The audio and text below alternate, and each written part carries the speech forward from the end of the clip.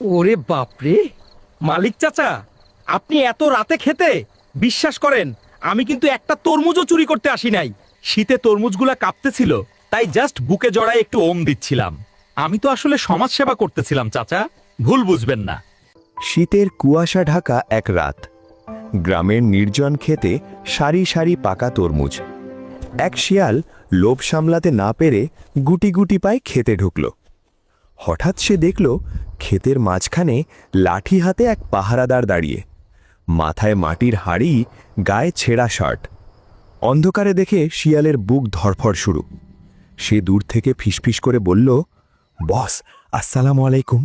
আমি কিন্তু চুরি করতে আসিনি, শুধু আবহাওয়া চেক করতে এসেছি। কোনো উত্তর নেই, শুধু বাতাসে লোকটা একটু দুলে উঠল। শিয়াল ভাবল, উফ, কত রাগ, একদম আমার প্রাইমারি স্কুলের হেড স্যারের মতো। ভয়ে ভয়ে সে তেল মারা শুরু করল। বস, আপনার পার্সোনালিটি একদম হিরো আলমের মতো, লুঙ্গিটা জাস্ট ফাটাফাটি। সারা রাত গান গাইল, নাচ দেখালো, তোষামত করল, কিন্তু পাহারাদার চুপ। ভোরে আলো ফুটতেই শিয়াল কাছে গিয়ে দেখে, আরে, এটা তো মানুষই না, বাঁশ আর মাটির হাড়ি দিয়ে বানানো কাকতাড়ুয়া।